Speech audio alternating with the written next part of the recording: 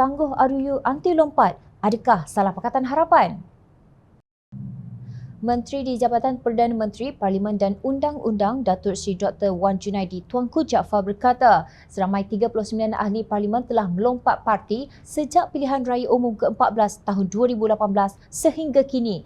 Di antara katak-katak politik tersebut, ada yang memegang jawatan Menteri Kanan dalam Kabinet Kerajaan Tebuk Atap 2.0 yang diterajui Datuk Seri Ismail Sabri Yaakob.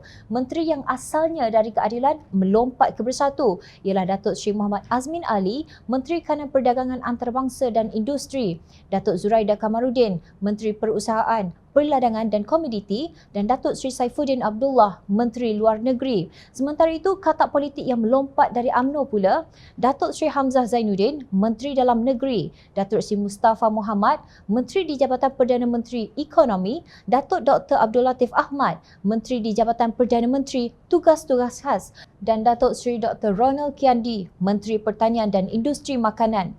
Selain itu, ramai juga yang menduduki jawatan timbalan menteri seperti Datuk Mas Ermiati Samsudin yang memegang jawatan timbalan menteri di Jabatan Perdana Menteri, Parlimen dan Undang-Undang dan Datuk Rosol Wahid, timbalan Menteri Perdagangan Dalam Negeri dan Hal Ehwal Pengguna yang kedua-duanya dari UMNO melompat ke bersatu selepas pilihan raya umum ke-14 dan lain-lain. Memandangkan UMNO parti yang paling ramai ahli parlimennya menjadi katak politik dan mesra bersatu, maka ulasan ahli Majlis Kerja Tertinggi UMNO MKT Tan Sri Shahrir Samad amat sesuai untuk situasi ini. Yalah, semua pun katak politik. Mana nak setuju dengan undang-undang mengharamkan katak politik? Sindirnya di Facebook. Shahrir kemudian mengulas kenyataan Fras Wan Junaidi apabila usul rang undang-undang anti lompat yang diusahakannya bersama Pakatan Harapan selama 8 bulan dibantah oleh ahli Kabinet Tebuk Atap 2.0 ini. Apa nak cakap lagi, wahai Menteri?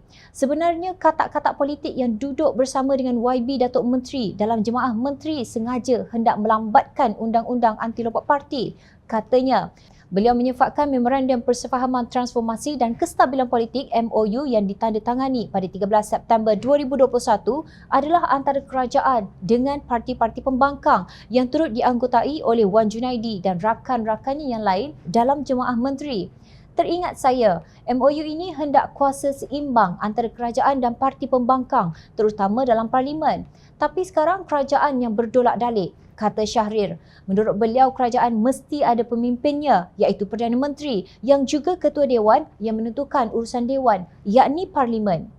Hanya pemerhatian saya dalam soal undang-undang anti lompat parti untuk dibahas di parlimen sudah macam pihak lain dan bukan Ketua Dewan yang tentukan urusan Dewan. Katak-katak politik pula yang memimpin dan menentukan agenda dalam parlimen, bukan Ketua Dewan, templaknya.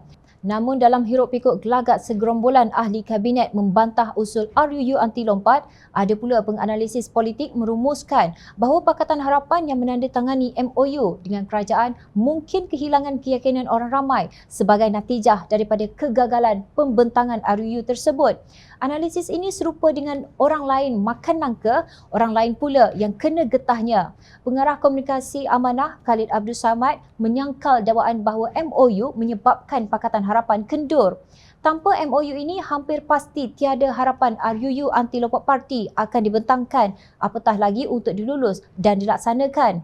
Kalau dengan adanya MOU sekalipun, ianya tetap dilengah-lengahkan bidas Khalid.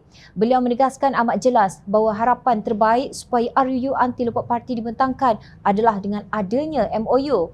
Menurut Khalid, Amanah bersama rakan-rakannya dalam Pakatan Harapan sangat komited untuk meluluskan RUU berkenaan sehingga sanggup menandatangani MOU bersama Kerajaan Ismail Sabri agar tercapai matlamat ini walaupun mengundang kritikan beberapa pihak yang tidak memahami kewajaran tindakan ini.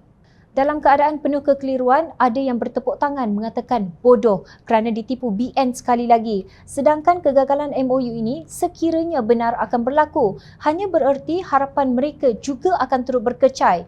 Maka amat hairan sekali melihat telatah sebahagian mereka berseronok bila kita gagal mencapai matlamat yang diinginkan bersama, ujarnya.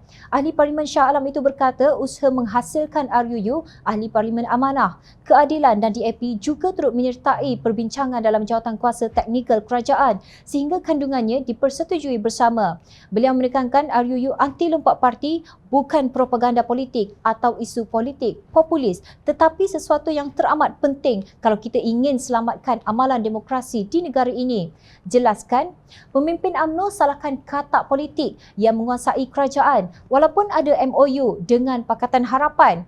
Pemimpin Pakatan Harapan pula pertahankan kewajaran MOU demi mencapai matlamatnya. Walaupun tahu akan ada tentangan daripada katak politik dalam kerajaan, justru Jom Channel ingin mengingatkan para pengkritik dan penganalisis, janganlah terus-menerus dilambung kekeliruan.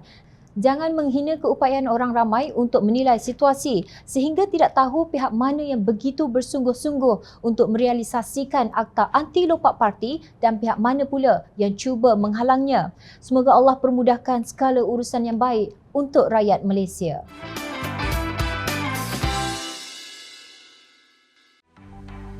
Mencari maklumat dan berita politik yang bebas, kupasan yang tepat, panas.